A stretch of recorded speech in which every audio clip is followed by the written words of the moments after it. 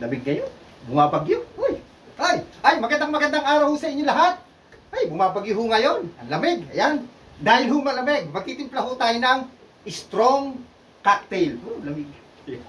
Yung mga wala hong kayakap, ito na lang para sa inyo. Ito ang gagawin ko. Na strong cocktail ho ito ating gagawin, ha? Ibig sabihin strong, matapang na matapang. Ayan, kasintapang huno ating mga may asawa dyan at yung mga ibang may girlfriend dyan. Yan, para ho sa inyo lahat to. Ayan, dahil malamig, magtitimpla tayo ng medyo may katapangan. Kasi bakit? Marami ho tayo ilalagay ho dito na spirits. Okay? Yan.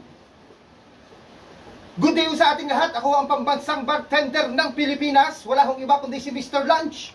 Ayan, follow nyo naman ho ako, ha? Baka naman. Ang dami hong nanonood, di ho nagpa-follow. Baka naman, ma-follow nyo ako, ha?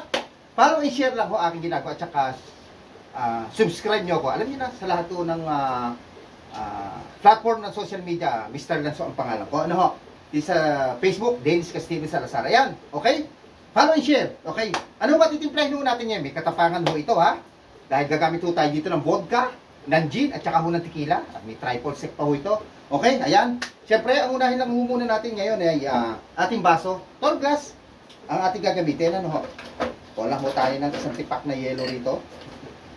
Ayan.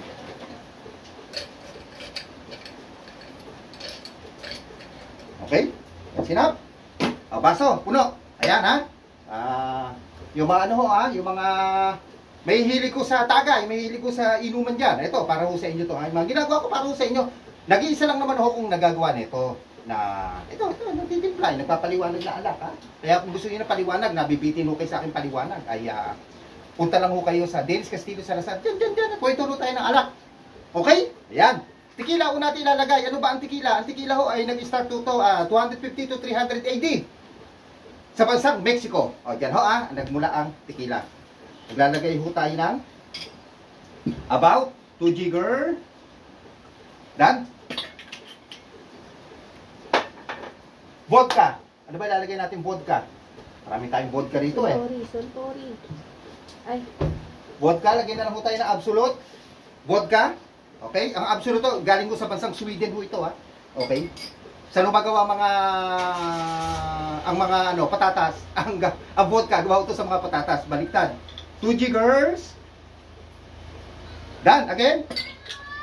Kaya may gusto ko kayong ipatimpla na malaman, ay tanong nyo na. Okay, gagamit po tayo ng isang special gin. Okay, ito tinatawag na Suntory gin. Sino ba? Ito, mura lang mo ito, less than 1,000. Makakakuno kayo na itong Suntory gin. Less 1,000 lang mo ito, nakita ko. Ano ba itong Suntory gin? Ito, alam nyo, gawa ito sa sakura leaf, sa sakura flower. Alam nyo, sa research ko, alam nyo yung sakura leaf, saka sakura flower. Alam nyo yung cherry blossom, yung puno-puno, yun yung tinatawag na sakura. Sakura tree ho yun.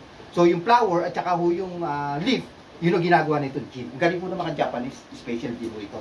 Okay, pero originated doon ang mga gin, gawa sa mga juniper berry. Tama, juniper. Okay? Ayan, sa mga London dry gin.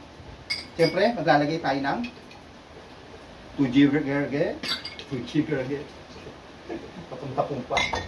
Yan, ganyan lang naman ang pagtitimpla. Kailangan masaya ka, ngingiti-ngiti ka. Opo. Ayan, nalagay ho natin last na medyo may halong alcohol ay itong wala na pala, triple sec, baka naman, or chai. Ayan, triple sec, sabi, gawa daw sa bansang France, gawa naman daw sa gawing Italia, ano? Orchid. Or chai. Oh, yun ang tamang pronunciation. Orchids, or chai. Ito. Okay, maglalagay ho tayo ng 1 jigger. Ayan, pinasasaya lang ho natin. Wala na naman ho. Pero alam nyo, sa 3 years ko atang pagbabartender, itong isang bote, paubos na. Ayan, ito pala ko nakukonsume ko. Sabi ko sa inyo, matagal naman gagawin. Bagsak-bagsak lang ho kasi marami ho niyan sa Pure Gold, madami ho sa mga wine store. Okay? Lagyan natin ang ating kalamansi. 1 jigger. Ayan. Tapos, lagyan ho natin ng OJ. Ayan. About, ito, sige, bigyan natin para alam niyo. About 2 jiggers. Ayan. Wow, ganda ng kulay. Siyempre, wala na ho tayong iba lalagay, kundi itong 7-Up. Sprite or 7-Up, pwede nyo paghaluin. Pwede nyo substitute, ibig sabihin. Wow, ang ganda na ito. Siyempre, stir lang ho natin para siyempre tama ho ang lasa ng lahat. Ayan.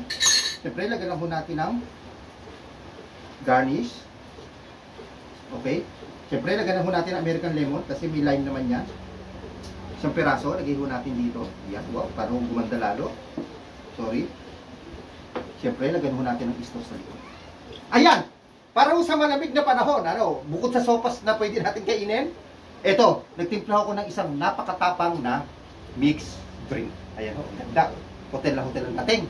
Sabi ko naman ho sa inyo, ang peg ho natin pang malalaking hotel, pang malalaking bar ho tayo. Hindi ho tayo yung parang tsamba-tsamba. Hindi ho yan, ha? Hindi ho yan. Okay? Ito, ay, pag ito binili nyo sa hotel, nagre-range ito ng 500 to 700 pesos. Tikman nga ho natin. Wow. Manamis-namis na maasim-asim. Pero kahit ito ganito to, no, yung ganitong napakarami ho nating nilagay na spirit sa alak, hindi ho siya matapang, ha? Oo, hindi ho siya matapang. Ayos, panalo ho ito, lalo ngayon, malamig, masarap ho ito. Meron kang dinakdakan, sisig, wow. Gawa ho tayo mamaya ng sisig. Okay? Kung kayo ho ay may katanungan, ikaw, baka may katanungan ka, ha? Comment down below, ha? Comment down below. Tapos ho, at pag-uusapan natin, titimplahin natin. Okay? Drink moderating lang kung sinasabi ni Mr. Lance. Follow and share ho ako, ha? In God we trust. Thanks for watching, guys. Bye-bye, bye-bye, bye-bye.